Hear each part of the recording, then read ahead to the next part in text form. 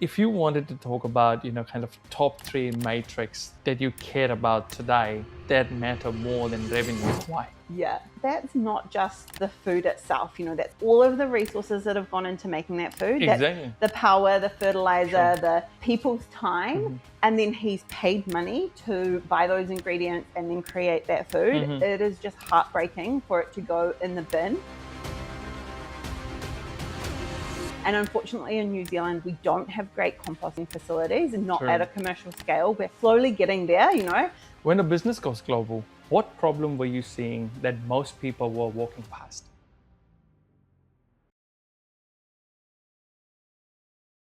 Let's start from the first thing, right? It's about the journey itself, as I always talk about. And Scaling Secrets is known for the journey of the founders, of the entrepreneurs. Take us back to the moment before Foodprint existed. What problem were you seeing that most people were walking past? Yeah, I think there's so many layers to that question in a way. And I think for me, it's really important to set the scene that my deep rooted why of why I started Foodprint goes back to climate change and the feeling of wanting to do something to leave a positive impact on the planet.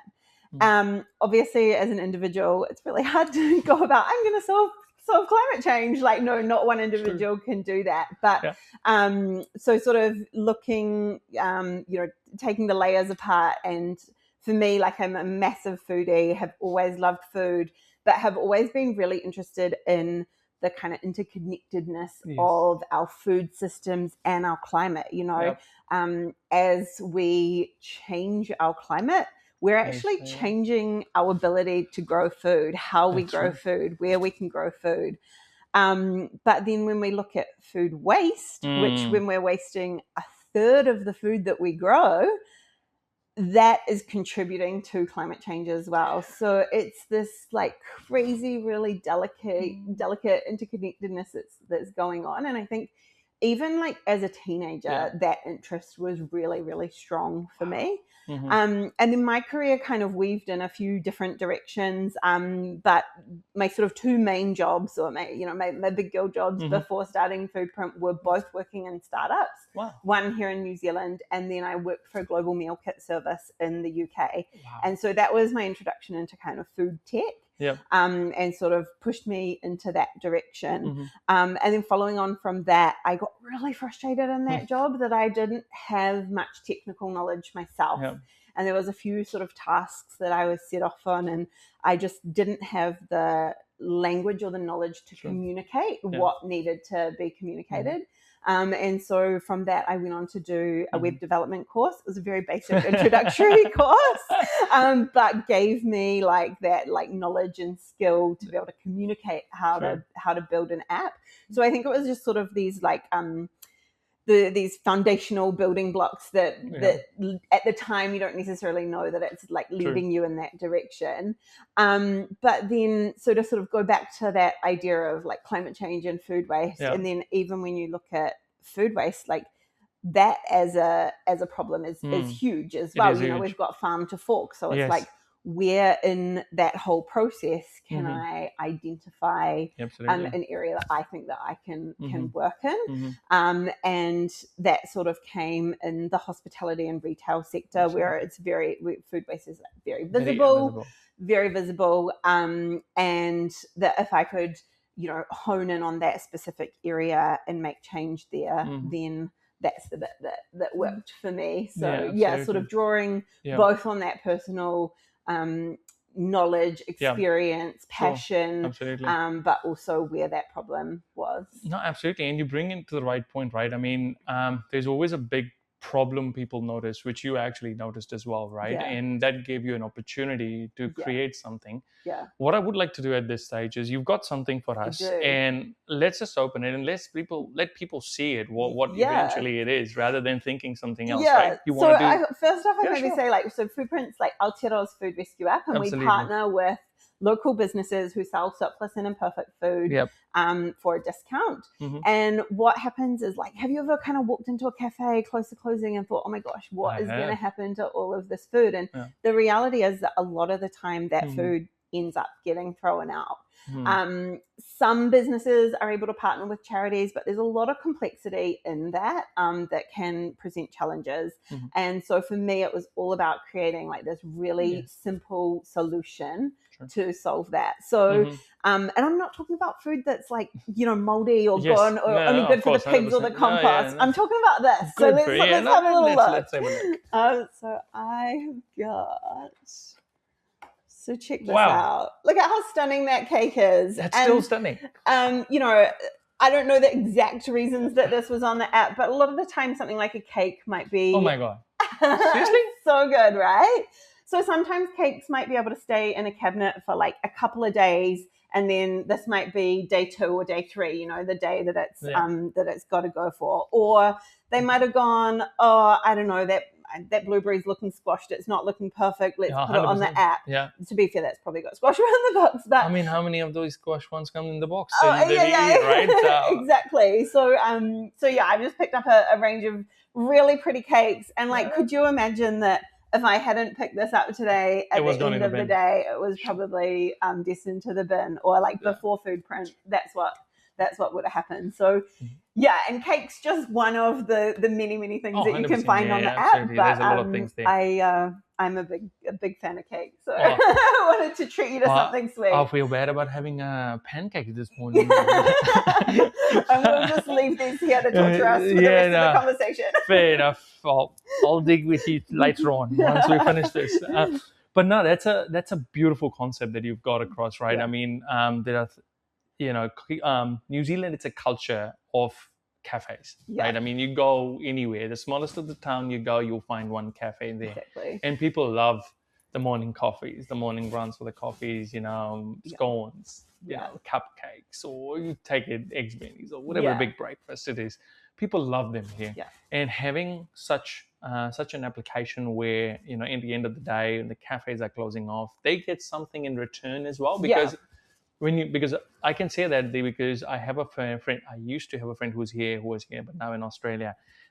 He owned a cafe, and I've seen myself how much it goes to the bin, right? Yeah. I mean, from good burgers, noodles, and whatnot, and so many things that goes into the bin, and there's nobody thinking about it at all. Yeah, and that's not just the food itself. That's all of the resources that have gone into making that food. Exactly. That's the power, the fertilizer, the petrol, the energy, people's time, and then he's paid money to buy those ingredients and then create that food. It is just heartbreaking for it to go in the bin. And unfortunately, in New Zealand, we don't have great composting facilities, and not at a commercial scale. We're slowly getting there, But so when all of that is just going straight to landfill, that's contributing to greenhouse gas emissions, and food waste accounts for up to 10% of greenhouse gas emissions. So imagine what we could do to fight the climate crisis if we just didn't put food in landfill. So if we can be stopping this, then that's the goal for me. I mean, you look at Foodprint, it's a company that does it, what it does. Having a marketplace of the products after the day it's over, but behind that there's a bigger ultimate goal that it's also fulfilling towards New Zealand, right, itself. For someone listening today feels, this is the problem, like for example, you must have felt the same way. This is the problem, it's annoying me, but I'm not the founder. There would have been a moment like that, and there are many people out there who's listening today feeling the same, that this is a problem, annoys me, but I'm not the founder. Yeah. What would you say to them? I think that's totally fine. Not everyone can be a founder. Not everybody should be a founder. But there's always other solutions that you can find. So it's looking for jobs that maybe are working in that specific area, that problem. Sometimes that can be few and far between, so it can be challenging, but it's looking for other opportunities. Is that some kind of voluntary work in the space? Is there, is it just, picking brains of people that work in the space and trying to understand, the bigger space and how you can contribute to that differently? So I think there's lots of opportunities out there, and it's just finding the right way in, and it doesn't always have to be starting your own business, because starting your own business is terrifying, and the people that do it are crazy. Yeah, I mean, definitely, you're pretty right in spotting it on the right track as well. That, you know, saying that yes, I'm a founder, it's always a proud moment out there that people talk about, but beneath it, you know, there's a lot of things that actually people go through when you are a founder as well, you know. So if I talk to you about, or if I ask you, you know, what would that be, what would that top 3 things that you completely underestimated when you decided to turn your idea into the real business? Yeah. So I think firstly, I was probably pretty naive about just how hard marketplaces can actually be. I was like, I'm going to get discounted food. Who doesn't want that? True. That's totally going to work. Yeah. So I think that was, you know, hard and fast. But I also think that without that naivety, like I definitely wouldn't be doing what I'm doing, you know, and I think you have to go into things you know, feeling a little bit blind and figuring stuff out as you go. Secondly, I think, which kind of couples off that a little bit, is sales. You know, when I chat to people, they're always like, well, why would any like food business not want to be on this? And you'd be surprised, but they come up with plenty of reasons not to. And so it's a case of trying to, you know, respect it versus overcoming objections and being persistent and all of that. So there's yeah, I think like I come from a sales background, so I was pretty confident with my ability to sell the product in the early days, and that all was me in those early days. But yeah, again, you kind of find ways to overcome it. And then probably thirdly is just how many hats you actually have to wear as a founder. You know, you get kind of a couple of months in and it's like, oh, I have to do a GST return. I don't know how to do those.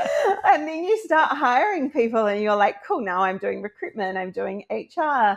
You know, and I kind of worked in like some au pair recruitment, and I'd managed interns before. So like I had and sort of done some vague people management in the UK. So, you know, I had like little bits of experience, but it was never that like the buck stops with me, you know? And so it's just this like hard, fast learning of all of the other functions of running a business that you're like, oh, I have to keep all of that going away in the background as well as you know, being the face, like doing all of the things that I thought, you know, that I imagined myself doing, and you know, maybe the more like fun parts of the job. But, and I think with that is also like the ability to switch your brain, you know, like in one given day, the number of different business functions that I personally end up having to perform. And that can be really challenging to like get yourself like, okay, cool. Now I'm in a sales mindset. Now I'm in an HR mindset. Now I'm in accounting.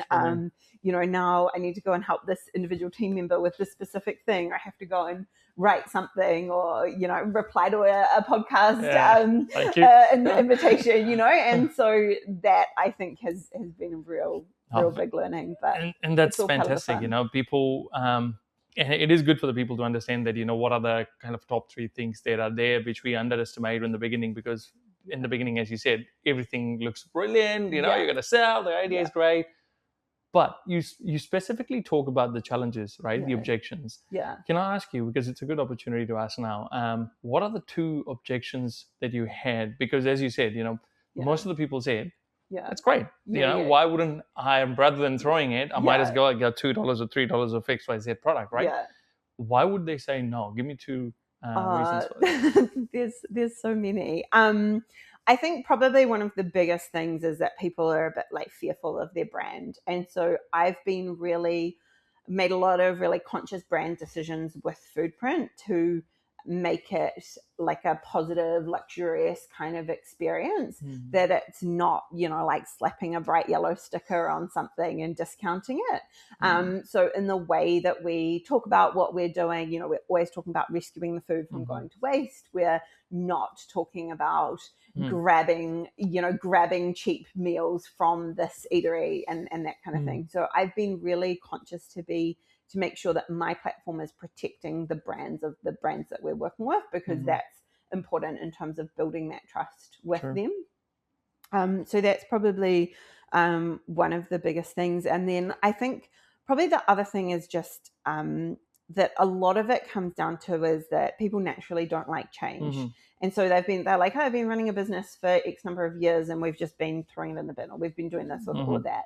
And then so someone's coming in and being like, well, here's a problem that you might not have even really identified, or you might not even really be tracking how much your wastage is actually costing you. But when we know that because we ask eateries, and the number of times they kind of go, oh, I don't really know. And then we go, okay, well, yesterday, what did you throw out? And they kind of go, this and this and this. And then we go, okay, and is that what you do every day? And then you're open. And when we scale that up to 365 days a year or whatever, then we give them back this number that's well into the thousands. And they're kind of going, oh, hang on a minute. Now you're telling me that I can recoup that cost back. This is amazing. Plus, then a lot of the time they're paying for their rubbish or their compost to be collected as well. So if we're reducing that number, then they're saving over there as well. But so it's thinking about that sort of people not liking change. There's a lot of, you have to kind of cut through that and find what's going to be the biggest motivator for them to get to that point. Sure. That's brilliant, because I think those are the two things, branding and understanding, that how much can you save in the bigger picture. People don't realize it up front, but I mean, once you show them the bigger picture, it's a brilliant way to sum it up that these are the two objections where, people, need to think about or invest their thinking as well. Yeah. I'll tell you a story because where I come, because the reason why I asked that question, because it sits pretty well with my next question, right? And the reason why I asked that question is I belong to a place in India, which is in the western side. It is a Gujarat, right? Yeah. And there's a typical language there. That's a local language that we speak. I'm born there, so of course I know that. Yeah. But there is a typical word that is there that is used most of the business people. If you do get an opportunity to go anywhere in India, I would say, because it's been popular now. Yeah. So if you go anywhere in India, the one word that stands out for all the business people, it's called jugaad, right? So jugaad in the other meaning is workarounds, right? Workarounds, you can call it hack, you can call a flexible strategy as well. So that's where I belong to, and I've always heard growing up, this is the word, what is the jugaad? How can we make this thing quick, easy, quick, and let's not invest too much time. Let's think of a duct tape policy here or strategy here, and how can we turn this around in a quick turnaround rather than calling all the founders, calling all the guys, sit for 2 hours in a meeting and think about it. So that's what it is. Yeah. I also defined it. There's a very nice LinkedIn post about it. If I do get an opportunity, I'll send you that one as well.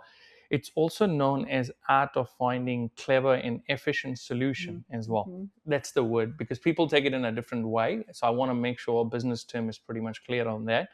So that's what it is, crisp thinking, right? So I want to ask you as well, what are some jugaad you did to convince customers to trust your platform early on?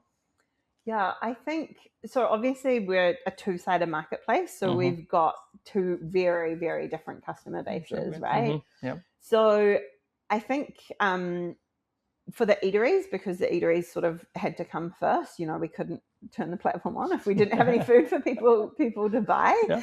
And I think I just, in a way, got really lucky with a handful of really, really great businesses to start with. But I was really strategic around who I was picking. I was looking for businesses that sort of already had an essence of sustainability within them. I was targeting the places that I like to eat at, and making sure that I had this good concentration in specific areas, which, tended to be kind of central Auckland and surrounding suburbs to start with. And was able just to sort of garner that trust. Again, I said at the start, I'm a salesperson, so I've got that natural ability to build rapport and trust with people early on. And so I got a couple to start with, and the first one I always give credit to was Angela from Ripe Deli, who just within seconds was like, yeah, we're on, great, this is amazing. I'd been working with Megan May from Little Bird through like another program. So her and I got along really well. So, you know, she was like on board really early on. There was Jeremy at Revive. There was sort of the Caker from on K Road, RAP, we miss them dearly. But, you know, there was sort of all of these businesses, and then a few of them started introducing us to other business owners that they knew. And then when I'd be talking to others, I could leverage off of those brands. And yeah, really sort of targeting, again, as I said, ones that were organic, that sort of had that sustainability aspect to them.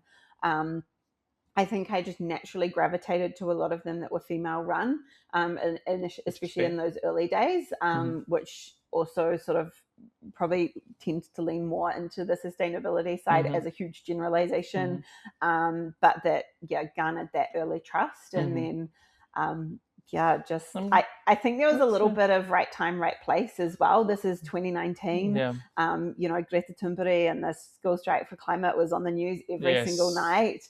It was, I mean, it still is, but it was the dominant news article at the time. And so me rocking up and talking about food waste and sustainability and how, you know, talking to businesses about what they were doing. I think there was also this sort of vacuum at the time where there had been a charity doing some collections for some of those businesses, but that charity had kind of pivoted and started working more with, say, like supermarkets and different kind of producers, different scales, and that tends to be a lot of the trajectory for food rescue charities, because I am connected with a lot of them and have made a really conscious decision to also be part of that community, because we don't want to be taking food from people experiencing food insecurity. But what we have found is that we're actually really not. And I like to describe us as, you know, two pieces of the same puzzle, that we're all working towards reducing food waste in Aotearoa. This is how they do it. This is how we do it, and how other businesses and organizations that fit into that puzzle as well. And so, yeah, there had been this time where there was the charities sort of pivoting away, and I think one of them had also closed down. And so it was this time where they had a solution that was sort of removed from them. But a lot of them, that was sort of a few, but a lot of them just had no solution. But it would be this thing that like really grated on them. So yeah, I think that was sort of I think there's a bit of luck, but there's a bit of tenacity in there that built that trust with them. And then on the flip side of it, with customers, I think that a lot of that customer trust also came with those early brands that were on there, you know, in that first time, that it was also brands that they knew and trusted. And so they really understood that they weren't going to be getting food that was being scraped off the floor. They were going to be getting the cake. No, absolutely. But that's great. I mean, you identified pretty well, you know, those kind of quick strategy that you started off with, you know, being into that sustainable, looking out for those people as a cafe. You know, interestingly, you took the advantage of their news channels are going on and talking about climate change, and you were right before that COVID period as well, right? So it was quite interesting, you know, timeline and time frames during that time, and people talking about the news channel. And the third, you pretty much said, well, you know, as in a generalization, you always get to your, you know, the same, you know, if you're female, then you get connected with the female pretty well. As for us, you know, males are pretty much a dominant place you go for straight away. But no, that's a great thing to identify as well, because people need to know that, you know, there are quick strategies there's already there. You just need to identify them and start working on those things. But tell me about the top two moments, you know, when the market surprised you, either it was positively or negatively. Yeah, I think probably one thing that's been really surprising as we've gone into different regions around Aotearoa is just how different the different regions are. You know, we're a small country, and you know, we're pretty connected. There's not huge distances, you know, comparatively. But yeah, each region that we've gone into has, you know, its little nuances, its little nuggets that really are specific to that region, and has just forced us to just adapt in like really slight little ways. And sometimes that can be, you know, the demographic, or, you know, like Auckland's obviously almost like a bad example because we're just so diverse and we're so big, right? That's true. But then you get, say, into the Waikato and Hamilton and around really act as like feeder towns for the rural community that's around there, so much more so than central Auckland. Absolutely. Anyway. And then you sort of get into like Wellington and you've got the public service. And I mean, Wellington's been a really interesting one over the last couple of years, and it's been a market for us that's, changed dramatically because well, the government got rid of half of the public service, and so then all the businesses around there supporting it closed down, which meant we lost a lot of the eateries, and so you've sort of really got to be on the pulse with each of the different regions and just how differently they are and how differently they operate. So I think that's probably been the biggest one for me. Interesting. I mean, I always thought Wellington was a funny one because it comes from it's just the government side of things. I always feel they will give you a surprising touch to no matter whatever kind of businesses you do. It's always a different angle it has towards the businesses. And you said it well, because I remember the news at that time, working from home was quite a long thing where eateries are not getting benefited and people are not coming in, so that makes people think twice whether they want to continue the business, especially Central Auckland. We all know that, how things are moving around because of the rail project. I've seen one of my favorite cafes close down as well. So, I mean, again, can't say much, but I mean, we all know that, how things work out. But many founders assume, if it's a good idea, people will always come. Yeah. What did Foodprint teach you about actually earning that attention? Yeah, I think it's a really tricky one, actually. I think there's a few things there, right? Like, and a lot of the time when people talk about startups, they'll talk about timing and luck, and there's a huge amount of that goes in with any startup, Foodprint or anything else. But I think there's also the execution behind it as well. And, I knew that I only had one opportunity to like launch this thing and wow people, and it being a marketplace, the importance of like building up both sides of that customer base quickly and at the same time. So I just went really all in. I was like, this app has to be great. It has to be slick. I have to execute this well. Yes. And I had sort of seen people trying to like really fake similar kind of models around the world, or at some point I saw someone trying to like do essentially what Foodprint does through a Facebook group, and there was just like nuances that I could like pick up on there of like why that wasn't necessarily going to work. And so just making sure that the way that I executed it, I guess, got that buy-in from both sides. I don't know. I think the execution was the main thing, because if you think from a founder's mind, I take it to when we started off as well, we always thought, the first person, the execution is a key thing, though we were the most immature people to walk in this one. And I think every founder is at the very first stage. Goes back to that naivety at the start, right? I mean, again, if you compare to any founder started in the beginning to, doing down the same thing again and again and again for 3 months, it becomes a routine. And once they start getting confidence, they can start building on it as well. And which tells you, the decision making of a founder changes over the period of time, And I always feel it is very difficult for founders to choose and making decisions, because it is very, very slim, thin margin. You're walking on a fragile place here. So as a founder, many times the choice is between doing the right thing and the profitable thing. How do you choose? Yeah, that's always a really tough one.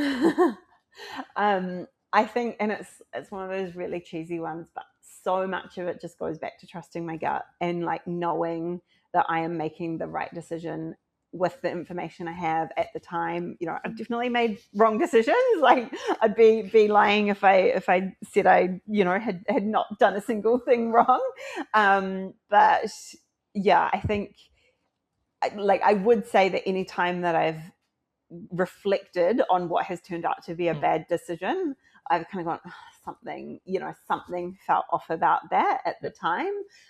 But it might have been that I didn't have all the information, or that I was like maybe being steered in a direction by like a mentor or an external force who also may not have had all of the information that was driving them to like steer me in that kind of way. Or I don't know, it just it's again, it sounds so cheesy, but it's just like that trust in yourself. True. But it's also that knowledge of being able to look back on the decisions that haven't gone the way that you wanted them and gone, okay, well, why? And if I was in that position, would I still have made that same decision? What would the alternative have been? And sometimes it is like, well, I still, with the information I had at the time, still would have made that decision, and that's fine. But here's what I've learned from this experience, and here's how I'm not going to repeat it. So fair enough. It is quite difficult and challenging, as you said. It's a sleazy thing to choose when it comes to that place,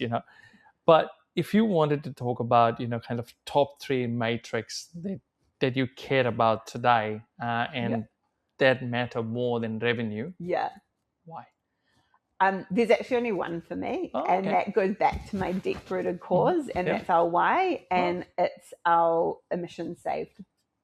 So with Foodprint, we take an approximate weight of every item that is sold through the app, and we calculate the emissions saved from that. And so we've saved over 360 tons of CO2 emissions from eating cake.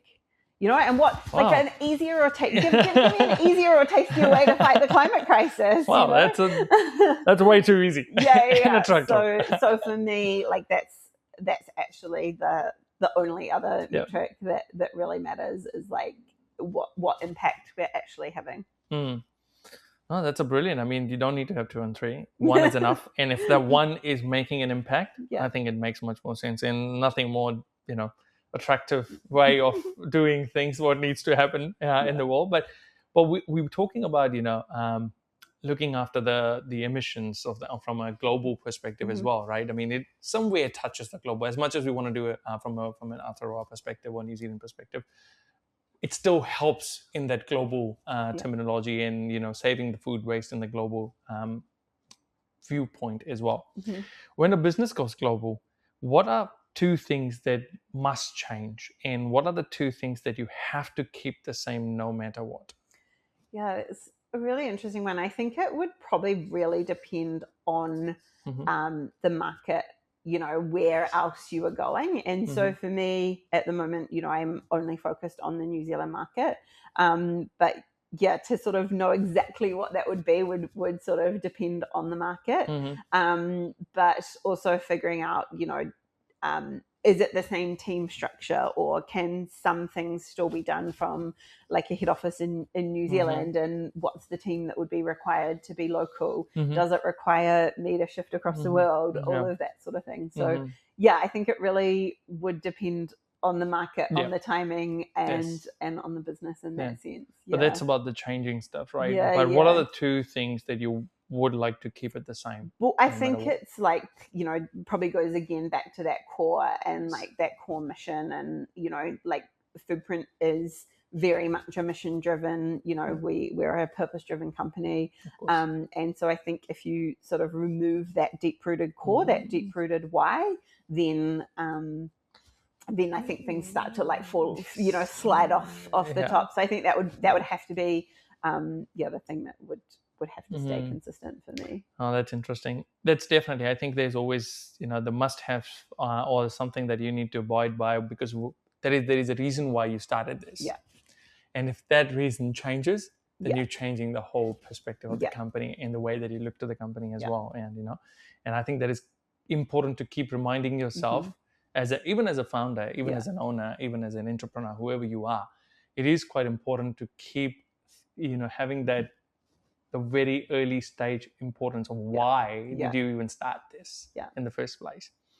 As we move towards the end of our podcast, right? I mean, it's a few more questions, but it's more towards the ending I'm talking about. I want to ask you, just hypothetically, right? You made a huge loss because of one decision, let's say, but that some decision or that one decision later gave you huge success. What was it? Yeah, I don't know if there's necessarily one that fits nicely into that model, but I think probably the biggest thing is just being persistent with things like along the way. And I think, you know, from day one, I have been having conversations with supermarkets in New Zealand. You know, we've got 2 main supermarket chains here.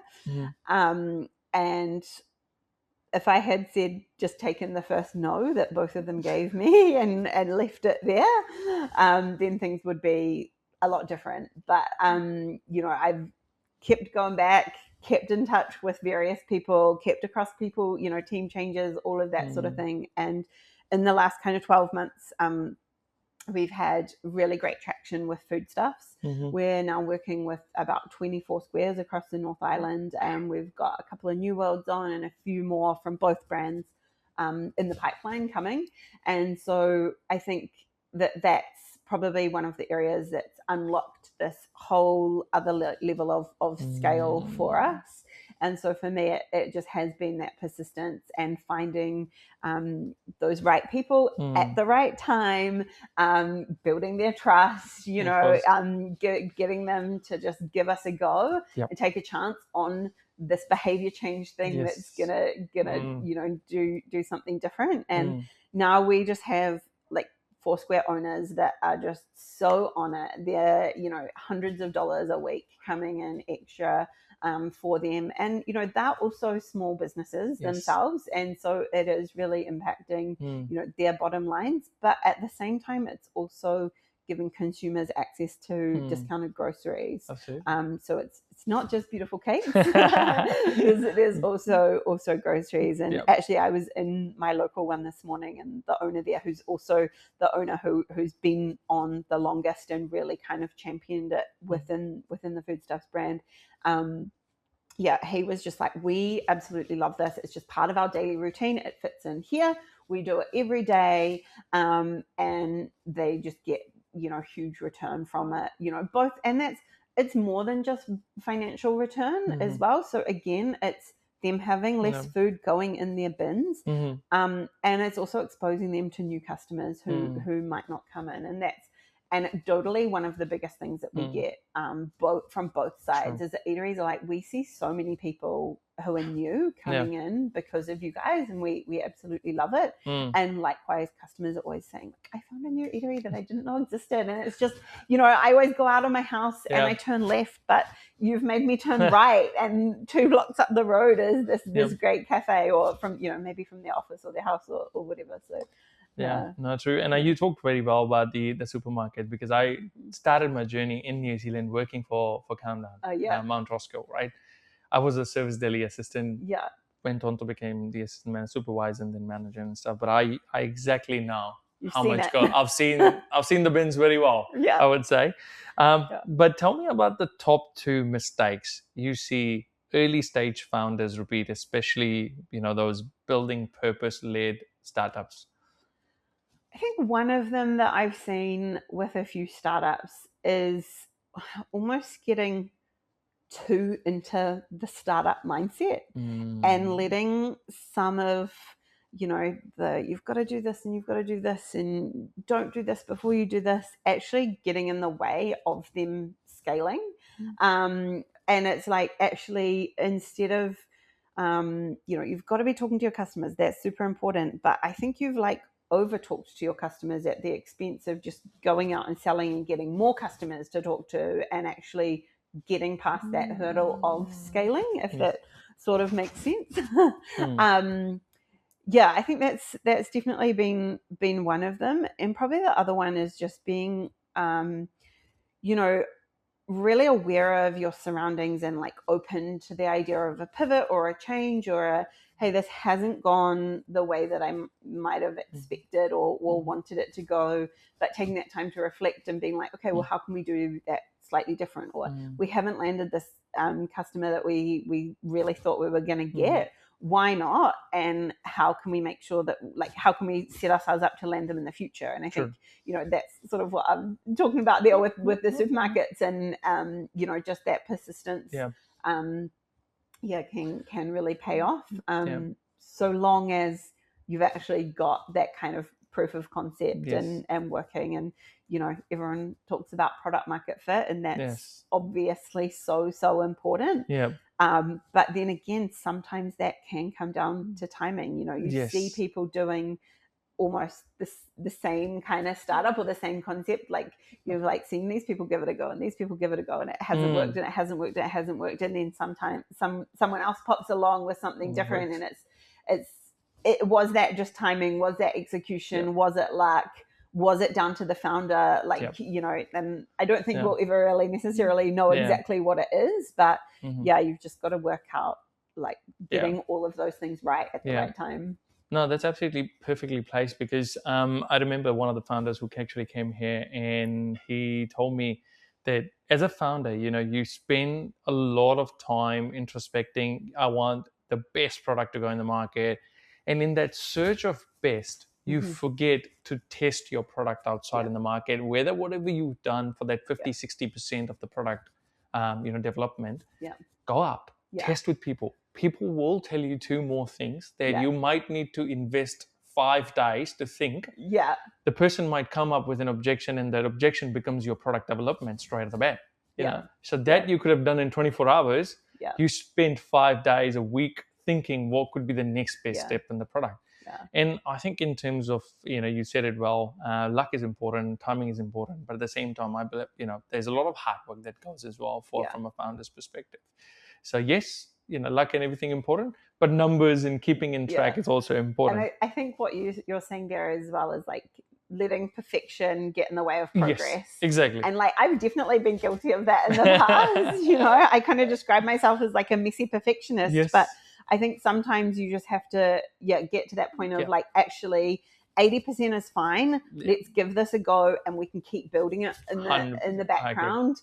And as you say, sometimes that 80% is fine, and you get to 85%, and then the 100% actually goes off in a different direction. So it's just really important to make sure that progress is still happening in the background. The next question is, I just need bit more on the numbers side, just to get that understanding, how it works, because a lot of people think about this, but haven't had the chance to actually go through with it. So another hypothetical question for you: if I want to quit a job today to start a business, how do I finally take that jump?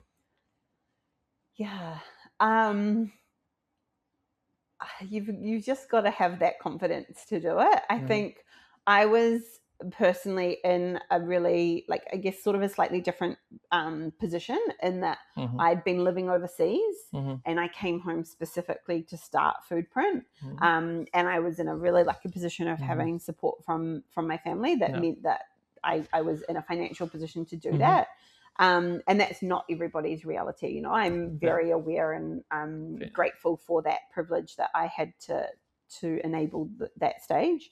But I think that, again, it kind of goes to that perfection versus progress step of, at some point, you're just going to have to do it.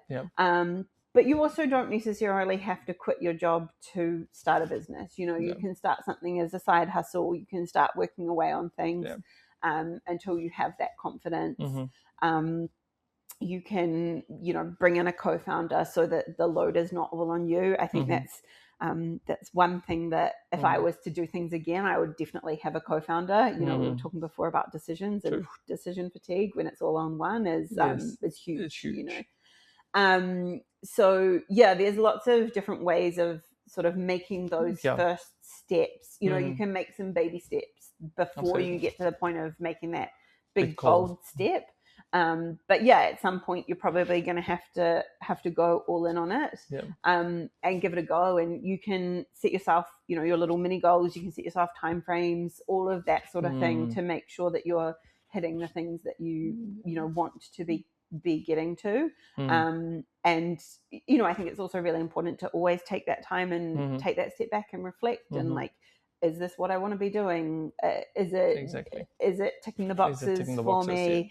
All of that sort of thing, to make sure that you're still on the right path. And I frequently check in on myself with those sorts of questions. Because do you believe people should have like any particular amount, like 6 months worth of salary, or depending on the minimum wage that you have, any sort of idea on that, or would you still say the alternate route is to keep working on it? And because of course, as you said really well, you've got that opportunity, but like 60-70 people percent of them don't have that opportunity at all. I think again it goes back to like individual circumstances, like, so if you're the main breadwinner and supporting a family and a mortgage and all of that sort of thing, like, that's going to be a very different decision from me, who was returning from living overseas, single, and could move in with my parents, like, so the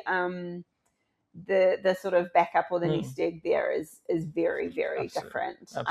And so it's, okay, well, do I need to have this many customers before I get to that point of quitting my job, or what does that sort of look like? Sort of a matrix. You can set it up for yourself, right? I mean, if you are thinking towards it, and if you have a subscription-based business or anything, set yourself a bar. Like, if you can sustain on maybe, just a fluke number would be 100 customers paying $10, weekly sort of stuff. I'm just assuming numbers. I could be 100% wrong, but I think go do your maths. Go do your maths. But I'm just saying it, like something like that. Set yourself for a matrix that if I have XYZ coming in every month, I can do it for example XYZ amount. Should be fine for me to leave the job. Or if I have, this is what the money that I need to sustain myself for a year.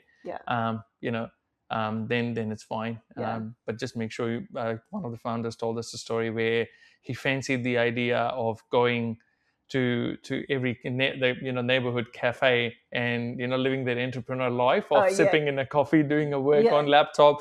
And he said, after 3 visits, I started looking at my bill and I was like, I'm not going to get that anymore. That's not going to be the case. It's an expensive way of doing entrepreneurship, right?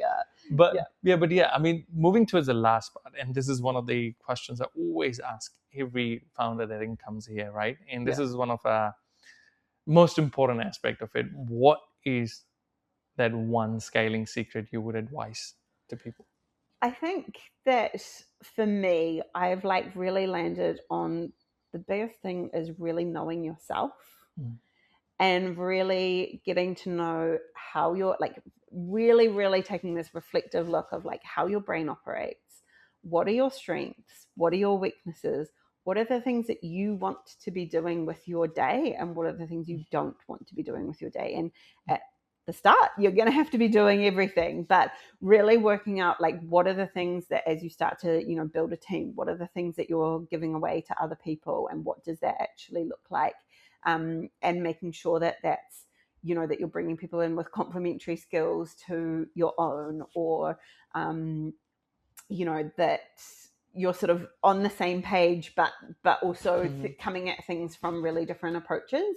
And I think that it kind of, I know it sounds a little bit like airy-fairy and a little bit, maybe a little bit wacky, but I think the amount that I have learnt about myself over the last 7 years of doing Foodprint and how I work, how I operate, how my brain functions, even down to, what time of day is like really good for me to be operating in. And that helps you split up like what tasks you're doing throughout the day. And if you don't have that really like solid understanding of self, then everything else around it is going to be so much harder. Wow. That's the first time anybody said that, but yeah. I know everyone is always like, just get started. Yeah, but I mean, that is quite essential to understand yourself. And I think people in these days with a 30-second short reel, nature, it is the time spent to invest in oneself. Yes, we talk about, investing, but we don't really do that. Yeah. So I think it is really important. Yeah, I think we think we know ourselves. And then once you get like really, really in and are having to ask yourself those deep questions, then that, really sort of triggers it. Yeah, absolutely. Yeah. No, but I mean, thank you so much, Michael. Thank you for coming on our show. I hope it was great. I hope you enjoyed the questions. Do you want to, put a word, anything that's coming to your mind you want to say to the audience?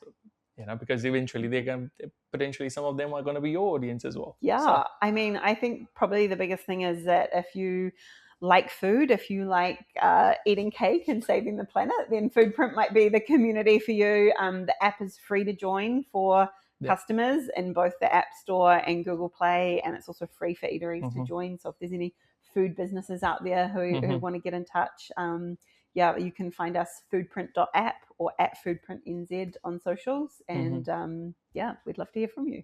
Fantastic. Thank you so much.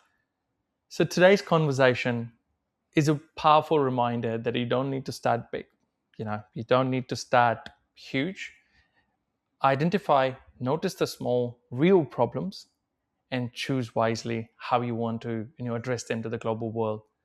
Again, if you're sitting on an idea, make sure that you invest some time, put that idea into a practical sense, and test that idea in total. Don't wait for the perfection at all. Just test it, go out there, talk to people about it, and who knows, the next big founder is you, who might be sitting over here with us talking to us about your journey, your story. This is Scaling Secrets, real founders, real decisions, and real growth. Please like, share, and subscribe, and see you in the next episode of Scaling Secrets.